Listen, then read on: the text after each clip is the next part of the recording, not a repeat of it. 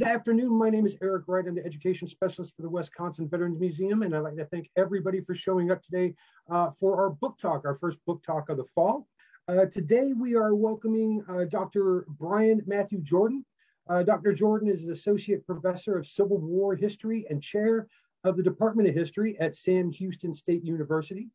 He's the author or editor of 5 books, including Marching Home, Union Veterans and Their Unending Civil War, which was a finalist for the 2016 Pulitzer Prize. Dr. Jordan earned his PhD at Yale University, where his dissertation won 2 coveted prizes. And since 2014, he has served as the book review editor for the Civil War Monitor. His more than 100 reviews and essays have appeared in the New York Times, the Daily Beast, Civil War History, and the Journal of the Civil War Era, and the Civil War Monitor. Dr. Jordan is a native of Northeastern Ohio, and he's joining us today to talk about his newest work, A Thousand May Fall, Life, Death, and Survival in the Union Army, which was a main selection of the Military History Book Club and earned a star review from Publishers Weekly. Dr. Jordan, welcome. How are you today? I'm doing well, Eric. Thank you so much for that introduction, and thanks to all of you for being here this afternoon. I want to say a big thank you to the Wisconsin Veterans Museum, which is a real treasure. I have very fond memories of working in the library when I was conducting research on my marching home about a decade ago. This afternoon, though, as you mentioned, I'm most grateful to have the opportunity to share some findings from my most recent book, A Thousand May Fall, Life, Death, and Survival in the Union Army. At the heart of this book are the men of the 107th Ohio Volunteer Infantry Regiment, an ethnically German unit mustered from a dozen northeastern Ohio counties during the dark days of the Civil War's second summer. Very nearly 70% of the men on its muster rolls were ethnically German or foreign-born. While immigrant soldiers, of course, were hardly unknown in Lincoln's armies, more than 200,000 ethnic Germans and nearly as many Irish immigrants, of course, would fight in United States Blue between 1861 and 1865. Units in which foreign-born soldiers outnumbered native-born men were actually pretty rare. The 107th Ohio was one of only 30 ethnic regiments in the Union armies, of the more than 3,500 military outfits that fought for the North. Yet the men of the 107th Ohio weathered, I think, the numbing human ordeal of the Civil War in some ordinary ways, even as language, identity, and popular perceptions of their fighting prowess would set them apart. They were men, I write in the book, betwixt and between, men who belonged but did not. They displayed courage and cowardice, their personnel earning both courts-martial and, on one remarkable occasion, a Medal of Honor. They whipsawed between heroism and heartbreak, duty and dereliction, cynicism and conviction. They endured the war's extremes, shivering in squalls of snow at Brooks Station in Virginia, and flagging under the fevers of Folly Island in South Carolina. They swatted at gluttonous mosquitoes in camp and navigated treacherous roads on the march, battled treasonous rebels at the front, and then exchanged taunts with contemptuous civilians back home, resisting with equal vigor, I think, both Republican radicalism and Democratic defeatism. They knew the taste of victory, participating alongside the famous fighting 54th Massachusetts Regiment in a rail-twisting raid into the heart of the Palmetto State in the war's final year. More often than not, they knew and felt the ache of defeat. Indeed, the 107th Ohio lost half of its strength in 2 successive outings at Chancellorsville and at Gettysburg in the spring and summer of 1863. Miraculously, they always managed to find the thick of the killing on the war's bloodiest battlefields. When they finally returned north after 2 years and 10 months of service, they tended to the onerous errands of memory and to the agonies of the many sick and wounded, disabled men among them. They took pride in their pain, insisted that they maintained a monopoly on misfortune, and claimed an authority over the war that derived directly from their suffering. Hard luck and treachery, both real and imagined, served to sharpen the regiment's emerging understanding of the war and their sense of what the service meant. Now, these are not the kinds of Civil War soldiers that many Americans know, or indeed that most historians write about. According to scholars like James McPherson and Bell Wiley, Earl Hess, Billy Yank was steel-jawed, sure-footed, self-restrained, motivated by patriotism and a keen sense of what was at stake in the contest. Escalating demands of the war, these scholars contend, paid Billy Yank remarkably little trouble. If anything, experiences under fire or in close proximity to slavery only served to magnify his convictions. One scholar even contends that the war served to abolitionize Lincoln's legions. Inured for most hardships, these reassuring histories have tended, I think, to exaggerate Billy Yank's courage, pluck, and determination. But still, another body of scholarship has worked to foreground the Union soldiers' anguish, misery, and woe. And these accounts from the pens of Michael C.C. Adams and Gerald F. Linderman, the natural, physical, and psychological deprivations of the war served to sap the youthful idealism that first inspired the Yankee soldier to enlist. On blood-soaked killing fields, he confronted the stark divide between the glittering war he imagined and the gruesome war he fought. War's mounting demands sapped his strength, promoted disillusionment, and prompted Billy Yank to slip into a self-imposed hibernation, a period for at least 20 years after the war, during which he allegedly refused to write, think, or even speak about the conflict. While both bodies of scholarship have revealed some important truths about Civil War soldiers and their service, they have equally effaced, I think, the war's lived complexities, positing either narratives of progress or declension that ultimately fail to capture the murk and muck of life in camp and on the march, the urgent human demands of carrying on, standing guard, putting one foot in front of the other, the satisfaction of having suffered, sacrificed, and somehow survived. The Civil War did not unfold in a neat, tidy, or predictable way. Men nursed doubts and then regained hope, only to misplace it again. The pall of grief, the pain of injuries, the effects of chronic disease, these things could reemerge at any time, unannounced and unwelcome. Empty sleeves were honorable scars, but so too, it turned out, were frostbitten toes and crooked fingers, raspy coughs and labored breaths.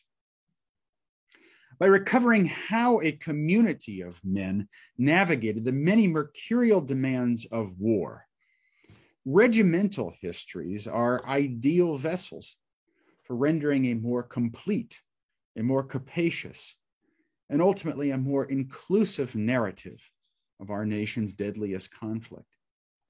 One that maps the liminal space between ennobling narratives and lived realities. Regimental histories can help us reach beneath sweeping generalizations that often go begging. They can help us retrieve something of how the war was actually felt, intuited, and experienced by real people on the ground. In this particular moment, when the never-ending battles over the Civil War's memory have been re-energized, when blithe pundits wonder if our age of political brinksmanship will yield to a second Civil War, this is, I think, essential work.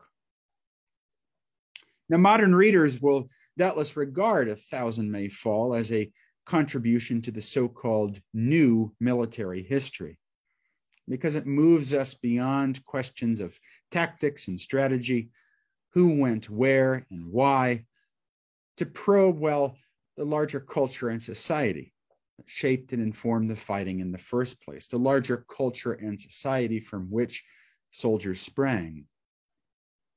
Perhaps more accurately, however, I think the book revives a very old type of military history. As the historian David Blight and others have pointed out, the regimental history was really the first genre of writing about the Civil War. Hoping to preserve and contextualize something of their experiences, hundreds of veterans took up their pens and produced unit histories faithfully in the decades after the conflict.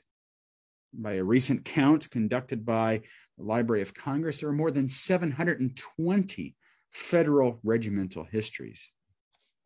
Among these veteran authors was Jacob Smith, an ambulance wagon driver for the 107th Ohio, who hoped as late as 1910, nearly a half century after the conflict, that something of the toils, danger, labor, and hardships of the war might finally wind its way into print. As Smith's remark suggests, regimental histories were substantially more than gilt-edged reminiscences or empty exercises in self-promotion, local boosterism. They were carefully considered, amply documented, finely grained, often painstakingly researched accounts of how exactly the Civil War annexed ordinary lives and communities. Especially as the decades wore on, these works stood in sharp contrast to popular accounts that looked nostalgically back on the conflict, that sterilized and segregated its violence. Evoking then the spirit of these early unit histories, A Thousand May Fall rummages around snowy winter camps, trundles along dusty roads, and prowls along distant picket lines to reveal how real people negotiated the war and its long aftermath. Its pages teem with soldiers who attempted to do their duty as they understood it. Volunteer, citizen soldiers who, confronted with impossible circumstances, sometimes faltered, often struggled to maintain hope, and not infrequently wondered whether the war was worth it after all. But for a few truly horrifying days in Virginia and Pennsylvania, concluded the great-great-grandson of one of the 107th Ohio's enlisted men, their duties required the solid virtues of middle America and not uncommon valor. By centering such men in the narrative frame, by amplifying their long marginalized voices, we can begin to map something of the Civil War's human topography. A retelling of the 107th Ohio's service in the Civil War, I think, develops at least three arguments. First, to a degree that scholars have not heretofore appreciated, the war's spaces, places, and environments shaped soldiers' attitudes toward the war and informed their emerging understanding of the conflict. Tramping across starkly militarized landscapes awakens men to the war's earnest realities, while zagging along miles of trenches and makeshift forts impressed upon them something of the war's enormous scale. As they swung spades and picks and muscled logs onto corduroy roads, the men acquired a new, more capacious understanding of the war's vast scope and complexity. Equipped with this new understanding, coming into contact with men from distant regions for the first time, men measured the physical and metaphorical distance between the home front and the battlefield. Second, and not unrelatedly, experiences between battles and behind the lines did as much, if not more, to inform regimental identity than combat. Though we often recount war as an unbroken sequence of battles and military campaigns, the war from the soldier's perspective amounted to long stretches of strategic inactivity and numbing picket duties, punctuated by only occasional rendezvous with the enemy. Engagements that themselves often remained enveloped in the proverbial fog of war. Indeed, Civil War soldiers spent much more time in camp and on the march than in battle. And it should naturally follow that these experiences proved absolutely crucial to their morale, to their motivation, to their sense of unit pride and identity. Finally, third and finally, the war continued to annex the lives of survivors and their families who grappled to escape the conflict's long shadow. Even those who returned to lead meaningful and civically engaged lives suffered quietly with the legacies of the conflict. Ugly wounds prevented Frank Rothermel from opening his mouth more than a third of an inch, Theobald Hasman from ever raising his hands above his head again, Peter Scheib from again extending his arm. A shell wound not only deafened Lanson McKinney, but left his face badly disfigured. Together, these men bore witness to the war's violence. Their furrowed brows and unsteadied gaits supplied compelling testimony about all that they had seen and experienced, and they brought that testimony back home to Northern civilians. The war was something indelibly inscribed on their bodies, something they were never able again to escape. The loss of pre-war trades, of independence, of basic mobility, afflicted still others in a society where one's capacity for manual labor proved an important marker of manhood. More than a few of this regiment's veterans ended their days in the wards of state insane asylums and county poorhouses. In short, the Civil War went on. For the men of the 107th Ohio, that war began at Camp Cleveland, a sprawling training complex sited on about 50 acres immediately south of that city on Lake Erie on September the 9th, 1862. The unit's enlistment motivations defy any neat categorization. Some doubtless saw in the Secession War a continuation of the failed democratic revolutions that romped across Europe in 1848, an opportunity to fight Smith-Siegel and strike at slavery.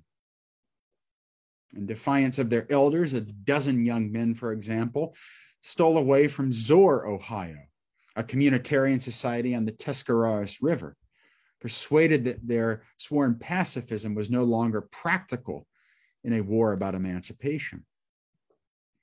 For still others, pecuniary inducements appealed more powerfully than patriotism. In this unit that was stocked with some radical Republicans, there were also dyed-in-the-wool Democrats who believed that this war should not strike at slavery. Indeed, whatever their motivation, some 994 men would answer the regiment's first roll call. With fewer than 3 weeks of training under their belt plates and shoddy Austrian muskets on their shoulders, the 107th Ohio set out on their first assignment. Earlier that summer of 1862, a rebel raid had looped to within 60 miles of Cincinnati. And though the immediate threat had passed, Ohio Governor David Todd ordered his fresh recruits into the earthen works near Covington in an effort to reassure the Queen City's yet uneasy denizens. If the care with which 21-year-old John Brunny, a regimental musician in the 107th Ohio, described it is any indication, the unit's first march into Kentucky was a most formative episode. At first, things moved forward, accompanied by song, Brunny explained. But then the temperatures rose, the haversacks grew heavy, and the muscles became sore. Thirst set in, and clouds of dust choked the air. These factors, Brunny wrote, increased the weakness of our human powers to such an extent that after only 3 miles, dozens of us looked to desert.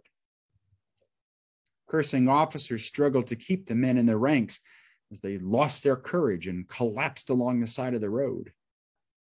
This first march invited the 107th Ohio to reconsider its naive optimism about the war and to distinguish between cowardice and straggling. Further, when it was revealed that the unit could have reached its destination in but an hour, after having spent the entire day marching in circles, men came to question openly both the perspicacity of their leaders and the absurdities of war. Still more taxing marches would await the men once they were transferred to the seat of the conflict's eastern theater in the Old Dominion. Roads caked in a thick porridge like muck arrested the army's progress in the winter of 1862 to 63 and supplied an uncomfortably apt metaphor for the progress of the war to Northern editors. With all the marching we did, we have not done anything toward ending this war, one hungry, bleary-eyed, and footsore soldier in the unit rued. Aimless bustle seemed only to invite skepticism, or in the case of Burnside's mud march, in which artillery chests and limber wagons were literally swallowed up to their axles in thick mud, humiliation. The Buckeyes would settle in for a long winter north of the Rappahannock River, shivering in squalls of snow and ice as waves of dysentery and chronic diarrhea and typhoid made deadly romps through the ranks. The winter encampment of 1862 to 63 became another illuminating experience for the regiment. Operational historians have long recognized that the months the Army of the Potomac spent moored on the Rappahannock, they amounted to a strategic pause, a prized period for troops to rest and restore, resupply, regroup forces. But less fully appreciated is the extent to which that encampment invited sustained reflection among enlisted men, both about their participation in the war and the peace movement that was then rapidly gaining adherents on the northern home front. Indeed, the winter encampment of 62 to 63 coincided neatly with the ascendancy of the anti-war Copperhead Democrats, whose leading exponent, the Dayton Congressman Clement Laird Vallandigham, would deliver an anti-war, anti-abolition, anti-Lincoln tirade on the floor of the U.S. House of Representatives the very day the 107th Ohio trudged toward its campsite at Brooks Station. Throughout the North, many Republicans decried this democratic defeatism. But nowhere did the opposition to Copperheadism blaze with more righteous indignation than in the camps of the 107th Ohio. From their makeshift winter huts, the men penned letters and ratified resolutions expressing their desire to see the war prosecuted through to a vigorous conclusion. If they don't want us to come down here and fight, one of the unit's enlisted men recommended, well, let them keep their mouths shut and not disturb us. I will leave my bones to bleach on the battlefields of the sunny South, this soldier retorted, before I will say compromise or enough. All I ask, another of the Buckeyes insisted, is for those who know nothing of war and its ravages to hold their tongues and not discourage those who are risking their lives in an effort to restore a tottering government to its former position. Idealizing their shivering, their suffering, and their sacrifices, the men of the regiment invited a contrast between their own martial masculinity and the unmanly, they claimed, agitation of the stay-at-homes. Some of the men even expressed a desire to engage the Copperheads in open combat. In an intrepid editorial, one private proposed to send some of our weather-beaten soldiers home, armed with a gun and a bayonet and 60 rounds of cartridges. Christian von Gunden, who shouldered a rifle in Company I of the 107th Ohio, agreed to forego his much-anticipated furlough if and when he could be issued orders to go home and confront the Copperheads. Halfway business is about played out here, Christian Schreiner explained. It would indeed be a deplorable thing if civil war should break out within the North. But if it cannot be avoided in any other way than by us yielding to the Copperheads and the Mudsill rebels, I say, let it come. Now, scholars, of course, have rightfully lauded the administrative, dietary, and hygienic reforms championed by Major General Joseph Hooker, their role in reviving the morale of Union regiments on the eve of the Chancellorsville campaign. But again, no less significant, I think, are these months of restless immobility spent in windswept camps, clarifying exactly what was at stake in the war. The anti-war opposition on the northern home front would serve to promote an almost ironic sense of unity among the rank and the file within the Army of the Potomac. These Democratic traitors cannot humbug me, von Gunden attested. The more the Copperheads rave, Christian Schreiner echoed, the more determined the men in the Army get. Our cause is just and must prevail, another enlisted man declared. And if slavery should thereby be sacrificed, all the better. Have the cause of all this bloodshed removed. And then when we get peace, we will have a permanent peace. There is an Army pride growing up, even now in full existence, that will make it irresistible, explained one enlisted man, brigaded with the 107th.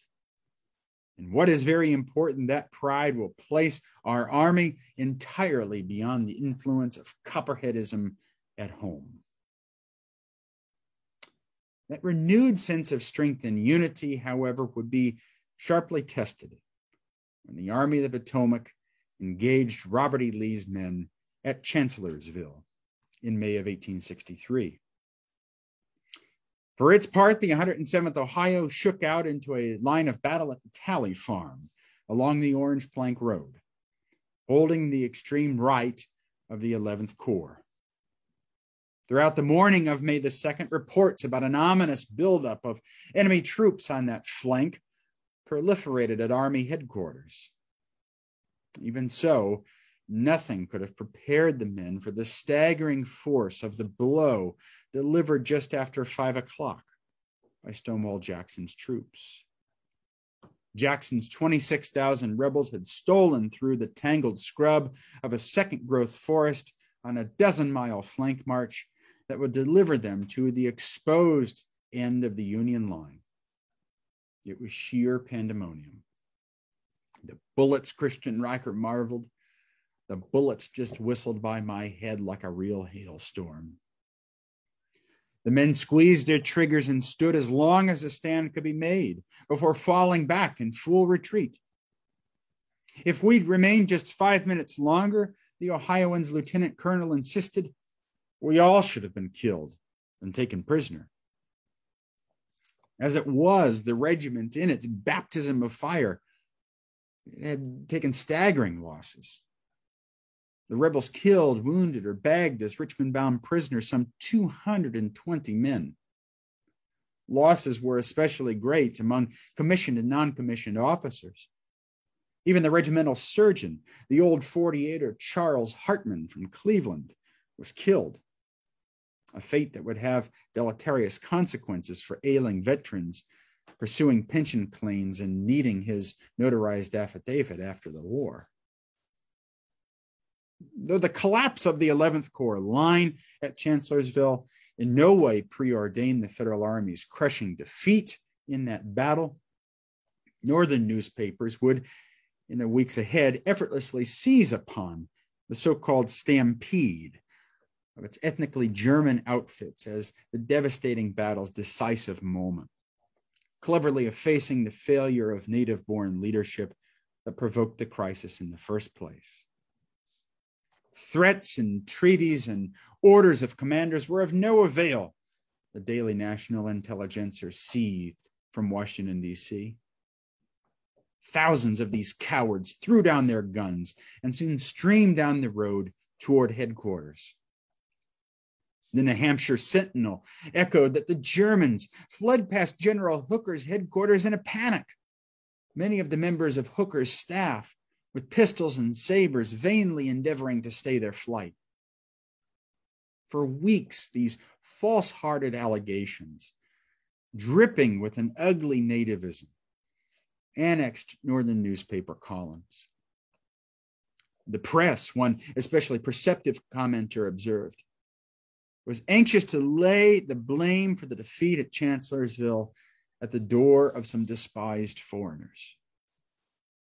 Only months after indicting the Copperheads for their own misdeeds, then, the 107th Ohio found itself in the remarkable and surreal place of having to respond to allegations of cowardly conduct of their own. In answering these charges, the men further organized their ideas about courage and duty, clarifying the nature of their commitment to the Union war effort. I saw a letter yesterday from home, Lieutenant John Winkler reported, stating a report that our company left the battlefield and ran at the first appearance of the rebels without firing a shot. In a tart epistle addressed to the editor of the Worcester Republican, his hometown newspaper, the Wayne County soldier explained that it was his duty to inform our friends at home of the facts. We went forth to do battle for the Union and the Constitution, Winkler wrote, and we want to be used decently and not abused. In similar sharply worded missives, the men cataloged the battle's human destruction, wielding with pride their lengthy casualty registers as evidence of a brief yet hopeless stand. The memory of the noble men gone to their graves and now languishing in hospital wards, one correspondent from the 107th added. They are entitled to this plain, unvarnished statement of fact. Indeed, for the ethnic soldiers of the 11th Corps, the struggle to establish what happened along the Orange Turnpike would be nearly as trying as the battle itself. But in this fight, they would enlist the support of the larger German-American community. From lower Manhattan to Cleveland, mass meetings assembled to rebuke the calumniators, to hurl their slanders back in the teeth of their fabricators. At the Cooper Institute in New York, Frederick Kopp, an ethnically German refugee who had penned several stirring accounts of Hessian contributions to the American Revolution, Frederick Kopp would leverage his authority as a historian to denounce the defamation of the 11th Corps as dangerous to the Union cause. I never knew a soldier, he explained, who was willing to fight the enemy in the front when his comrades or the people for whom he fights stand all too ready to stab him from behind. Almost exactly 2 months after Chancellorsville, then, 107th Ohio would fall well short of the redemption they sought at Gettysburg, where another poor deployment on the extreme right flank of the Union line would, well, yield similar results. On the afternoon of July the 1st, after a truly daring stand at the apex of a sharp salient that reached into the enemy position, the men scrambled frenziedly from Blockard's Knoll, the deadly perch to which they should have never been assigned, leaving behind some 211 men killed, wounded, or missing. Even then, the unit's adjutant, Peter F. Young, attempted to rally the regiment's broken remnants by defiantly waving the regimental flag at the old Adams County almshouse on the northern fringe of the borough. Just 171 men would limp to the regiment's new position behind a low stone fence at the base of East Cemetery Hill, from which Blockard's Knoll's survivors would turn back the Louisiana Tigers and capture the colors of the 8th Louisiana on the evening of July the 2nd. Still, the attention of the popular press would be focused on the devastating blow inflicted on July the 1st. And for the 107th Ohio, it would be another struggle to overcome the reputation of cowardice. But first, it was the orchestra of human misery that they would have to come, an orchestra that was all around them. Shrill cries and heartrending groans of dying soldiers would supply the only serenade on this 4th of July, the 87th birthday of a once United States. Regimental Postmaster Alfred Ryder, detailed to the 11th Corps Field Hospital at the George and Elizabeth Spangler farm, actually wore through the soles of his brogans, tracking back and forth between the haymows and the regiment, supplying urgent updates about his grievously wounded comrades. After Gettysburg, in a move that seemingly confirmed again the pejorative assessments of its ethnic soldiers, Army headquarters yielded to popular sentiments and abolished the ill-fated 11th Corps. In August of 1863, the 107th was whisked to the war's margins. It would pass its last 21 months of service marking time and conducting garrison duties in swampy South Carolina and in the glades of Florida.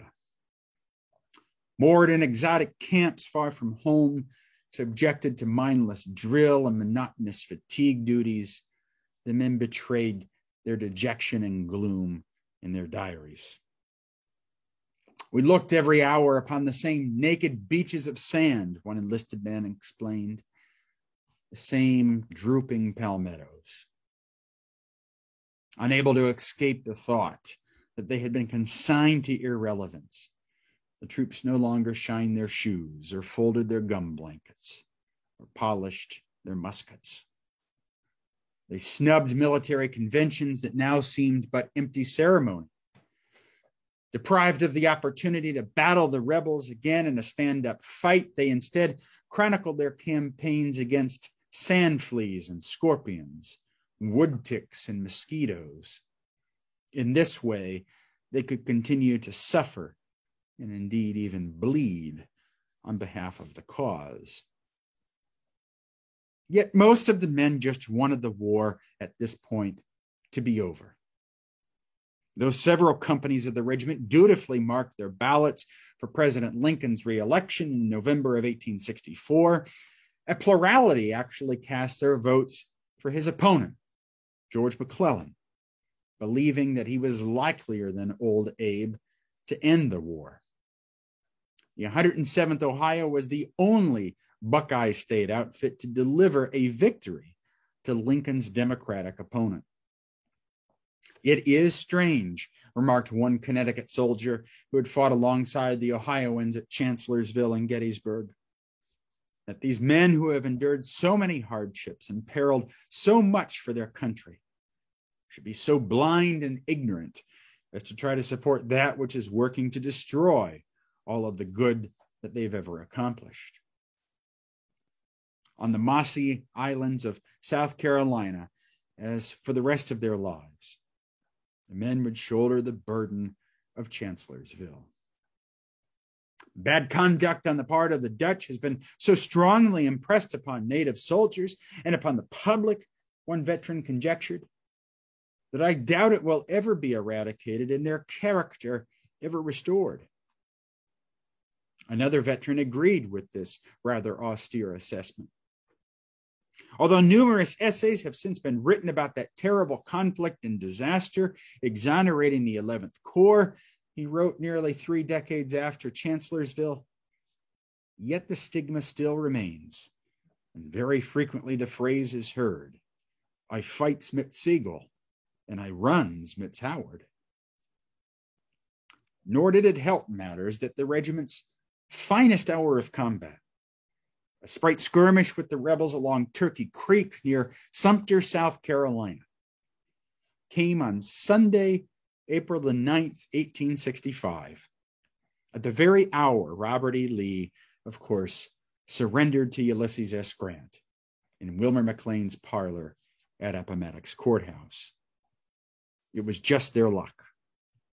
Private Henry Finkenbitter's daring dash across a burning bridge to develop the enemy position, his rescue of a wounded comrade, which would earn for him the Medal of Honor, the heroic legacy of liberating dozens of enslaved persons in the heart of the Palmetto State, the cradle of secession. All of these things were to be eclipsed in memory by Lee's surrender. After the war, the regiment survivors lamented nothing more than having to frequently hear slurs thrown even by men who call themselves comrades, and comrades too of the Grand Army of the Republic, the largest fraternal veterans organization in the North. Segregation from the larger community of Union veterans served to reinforce the unit's intuition that it was somehow uniquely unfortunate. So too did the cynicism of prying pension examiners, who looked skeptically upon pension claims for exposure to the elements and the effects of tropical climes. Indeed, the unique nature of the 107th Ohio service made their pension applications particularly difficult. Not unlike Jacob Smith in their pension applications, the veterans of the 107th Ohio would rehearse the story of their service as a pageantry of woe. Neither convinced that they had climbed to the snowy heights of honor, once described in elegiac verse by Oliver Wendell Holmes Jr., nor entirely ready to concede that the war had been some meaningless, irredeemable folly. The men of the regiment instead fused pain and pride into a single interpretation of the war. Loss and anguish were, even for the most sentimental among the regiment's veterans, fundamental to the war's meaning. Celebrations of the war's results always implied a reckoning with its costs. Because for the men of the 107th Ohio, pain ennobled. Indeed, throughout the war, suffering and misfortune sharpened the regiment's understanding of service and sacrifice. Tainted with the stigma of cowardice, the 107th Ohio drew attention to its terrible record of slaughter, eager to attest that it had battled no less manfully than native-born men. But because 20th century narratives of the Civil War had such little patience for agony and misgiving, they had no room for these or most other ethnic soldiers. Narratives of loyalty and suffering proved no match for tales stained by nativism and sentimentality. The Civil War instead became urgently our war, an epic brothers' quarrel and backyard scrimmage, not the remorseless revolutionary struggle waged by so many immigrant men. Today, the troops of the 107th Ohio are hardly known, even in the counties and communities that sent them off to war. Their tales today are almost the unique province of descendants who remarkably maintain the bonds of regimental community, bonds that survive not just the war, but the decades. Copies of the original regimental history produced by ambulance wagon driver Smith remain scarce, tattered heirlooms long forgotten. I've never in thought or word regretted what little I had done for my country in the way of duty, Smith wrote in the conclusion to that tome, published in 1910. But I've always been proud that I've taken a humble part in the great strife. Confident but self-conscious, acknowledging the yawning void between the war that he waged and the war his adopted nation preferred to imagine. The old soldier, I think, had penned a most fitting epitaph for his regiment. I want to thank you for your kind attention, and now I look forward to engaging with your questions. Excellent. Thank you so much for that, Dr. Jordan. That was fantastic. And it just gave you just enough to want to go pick that up and start reading it right away. I'm going to share my screen here real quick, and we'll get onto these questions real fast. The first question, Dr. Jordan, did you find any evidence in your research that the German makeup of the regiment differed from other immigrant regiments from other states, particularly with regard to treatment or acceptance? So, regrettably not. And this is something that was very surprising to me as a scholar of Union veterans and the Union veterans experience. I find it remarkable that even after the war, right, there's a certain sense of isolation for these ethnic soldiers from the larger Union veterans community. Indeed, I've discussed this with Barbara Gannon, who's done a lot of important work on African American veterans in the GAR, and both of us have kind of come to the conclusion that it was probably easier for an African American veteran to find a home within the GAR than it was for an ethnic soldier to find acceptance within that organization in the late 19th century. And that's pretty remarkable given what we know about the politics of the late 19th century. So a lot of antipathy both within Northern society and within the Army as a whole. Certainly within the 11th Corps, you also have some native-born regiments as well. The 107th Ohio in particular was brigaded with the 17th Connecticut. And these soldiers were just utterly dismissive of anything connected to the 107th. Throughout the war and long after, they were always finding a way to kind of sneer at their service. And I think that was, unfortunately, something of a commonality across a lot of these ethnic units. But we need a lot more research. I mean, the standard citation now on Union ethnic regiments is William Burton's book back from the 1980s. Certainly that condition is improving with more recent work by Ryan Keating and many others. But this is I think a burgeoning area for Civil War scholarship to understand much more the composition and the complexity, racial, ethnic, and otherwise of Lincoln's armies. And you said even after the war, there was still no acceptance, or the acceptance hadn't grown for these immigrant regiments? Yes, that's very clear. And you can see that I picked up that thread most dramatically when I went through the papers of Augustus Choate Hamlin, Vice President Hannibal Hamlin's son, who in 1896 authored one of the first histories of the Battle of Chancellorsville.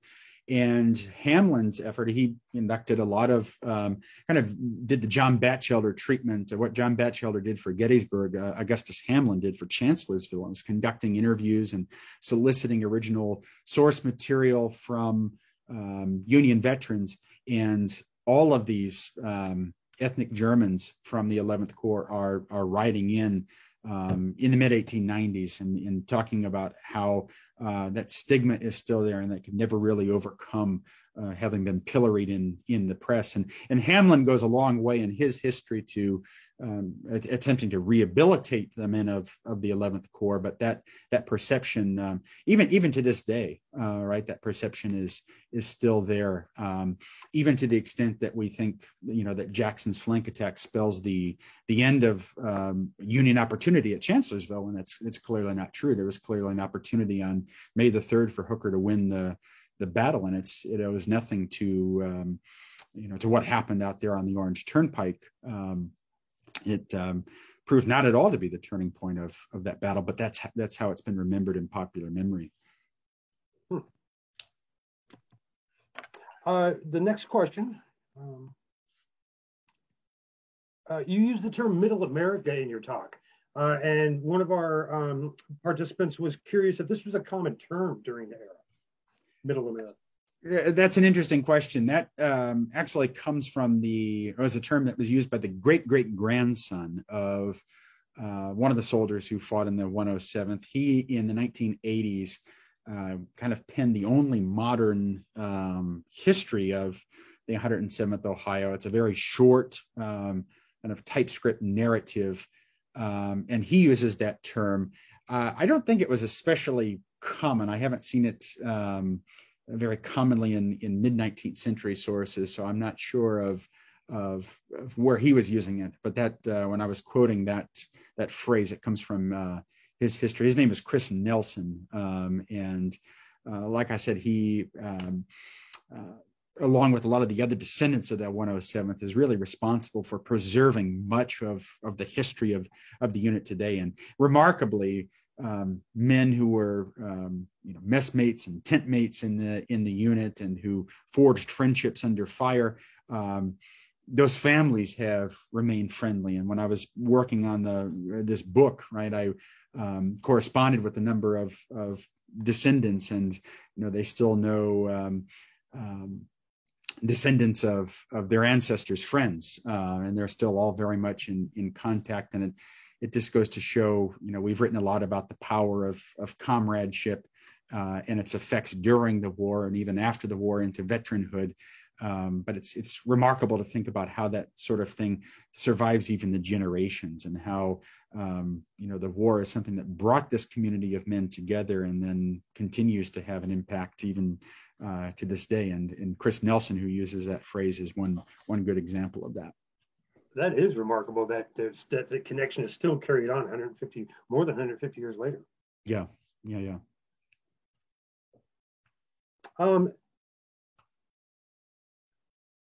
The next question, Dr. Jordan, regarding the 1862 and 63 winter discussion about the Copperheads. How did this play out in other Union armies? That's a fantastic question. I have not dug in and done a lot of comparative work on this point. I think it's an important question, and it's something that in my current work I will be doing. But certainly for the Army of the Potomac, which of course among Union armies is notoriously divided politically, this is, I think, a crucial, absolutely crucial moment. And I think all Union soldiers, we've written a lot about the ways in which they undergo a seasoning as soldiers, right? Their first experiences with seeing the elephant, and then kind of learning how to become citizen soldiers. I think we've paid less attention, and this question is places the correct question on our research agenda.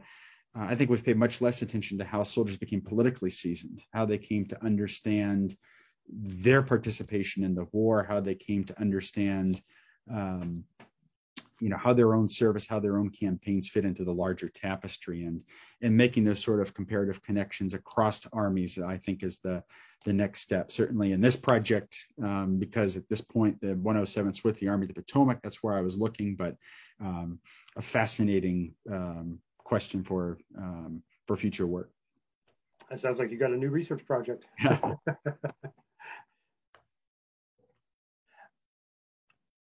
Would you expound more on why the 107th Ohio was your exemplar unit, and what other ones may have you considered? It's a good question. I first came across the 107th Ohio more than 10 years ago. I was asked to prepare an essay on the only federal colonel who was court-martialed for cowardice as a result of the Battle of Gettysburg. And that was the colonel of the 107th, Seraphim Meyer. And so I was sorting through his court-martial records and his compiled service records and his pension file materials from the National Archives, and became fascinated by his story.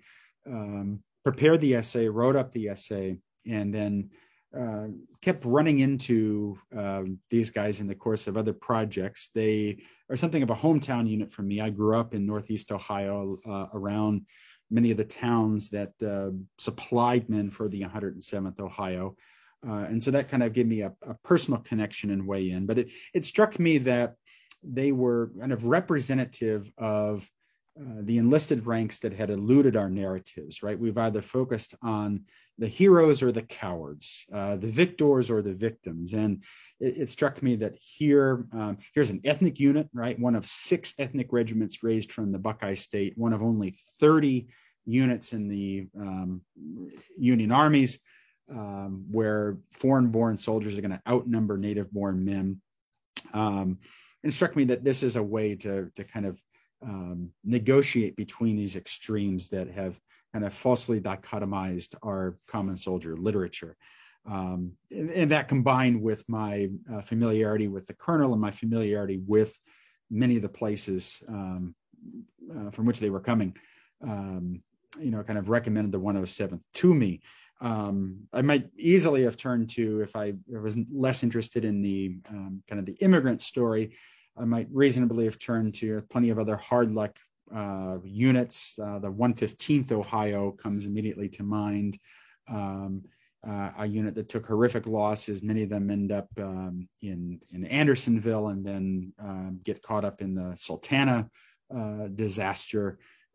So I was, interested. One of the main organizing questions of this project, and I think a question that's fascinates me and a number of other historians at the moment, is how units that experience these horrific losses and these great reverses, how they endure, how they sustain themselves through the war and then after. And this was just kind of a ready-made case study for that question. Certainly, I would be remiss to not point out one of my big inspirations here was Leslie Gordon's book on the 16th Connecticut, which also studies kind of a hard luck unit. But I think we need to pay more attention to these sorts of outfits, right? We've paid a lot of attention to the 20th Maines and the 20th Massachusetts and those sorts of regiments, but much less attention to those that didn't always seize the headlines, and when they did, didn't go well. I would absolutely agree with that assessment. What is the biggest takeaway you had from your research for this book, Dr. Jordan?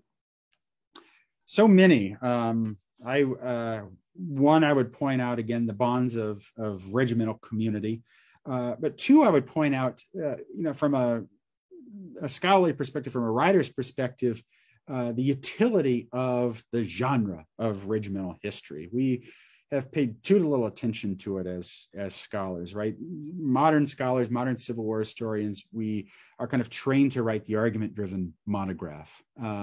We're trained to make arguments, but narratives are also arguments. And regimental histories, right? They supply human color. They supply a certain narrative arc of their own, and they're incredible vessels for doing exactly what Civil War historians have been trying to do the last 10 years, right? See the linkages between the home front and the battlefield, bring in social and cultural and military history and environmental history, histories of the body and material culture. I mean, you can study so much and you can get such a new angle on the wars by just shifting your angle of vision to how it impacted this one community of men, rather than make a big sweeping claim about, how a particular army or things went in a particular theater in a particular state, right? Kind of embrace this micro-historical approach and return exactly to the origins of Civil War history. So we're kind of in a moment that is a Renaissance moment for the unit history. I mentioned Leslie Gordon's book earlier. I could also point to Susanna Ural's book on Hood's Texas Brigade. There's a very recent book on Upton's Regulars, the 121st New York. I think we need a lot more of these types of studies that, we have the big arguments now, but we need these finely grained studies, human studies that foreground people and that show us how the war was actually felt, how things actually worked. And that's above all else what I took away from this book, and what I hope readers will take away from it as well. Rather than a top-down approach, you're looking from the bottom up. Yeah. Exactly. Yeah. Next question, Dr. Jordan. After Chancellorsville, what impact did newspaper articles denigrating the German immigrants have on the civilian populations? So it had a major impact, and that can be seen through, again, a lot of the civilian letters that are coming into the regiment. If you look into the regiment's mailbag, John Winkler, who I think I mentioned in the talk, I mean, he's getting letters from the home front where they're talking about how the regiment is being regarded after the news comes out from Chancellorsville, and he has to kind of correct the idea that folks are getting back home. It has a major impact, and one that's, again, the men are going to find almost unshakable. They do their level best. They wield the casualty registers, right, to say, look, we didn't run. We actually, the lengthy casualty register is evidence that we stood as long as a stand could be made. They're going to insist that they got off at least 3 rounds at the Tally Farm. Again, they'll try to make the case about the failures of leadership within the higher echelons of the Union Army.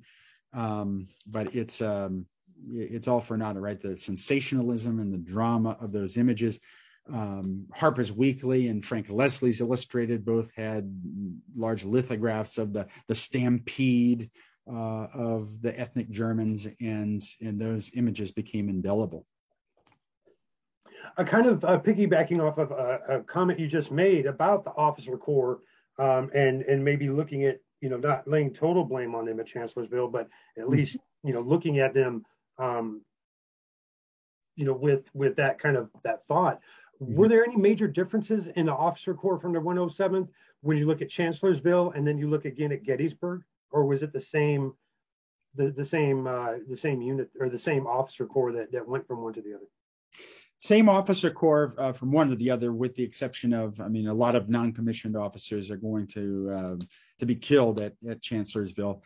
The colonel, Seraphim Meyer, who I mentioned earlier, he was actually bagged as a prisoner at Chancellorsville, spent 6 unhappy weeks in Libby prison, and then rejoins the regiment just in time for Gettysburg. So they have the same officer corps intact. By the way, he'll survive on a technicality, the court-martial, only to be cashiered in February of 1864 when they come down and start conducting examinations of officers' knowledge of drill and tactics, and they find him wanting in both departments, and they send him packing back home with a discharge. So they have the same officer corps basically to the final year of the war.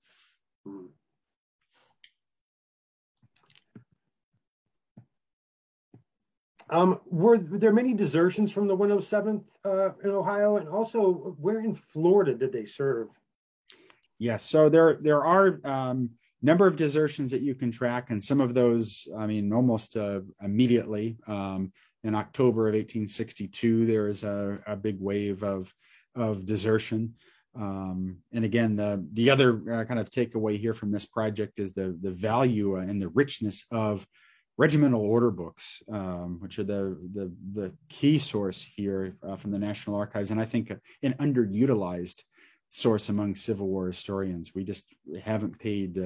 We tend to privilege manuscript sources, letters, and diaries, and not so much the regimental order books. And there are 8 huge, oversized, brittle volumes in the National Archives just for the 107th, and they were pretty notorious for being terrible record keepers. So I can imagine what's out there for other units as well.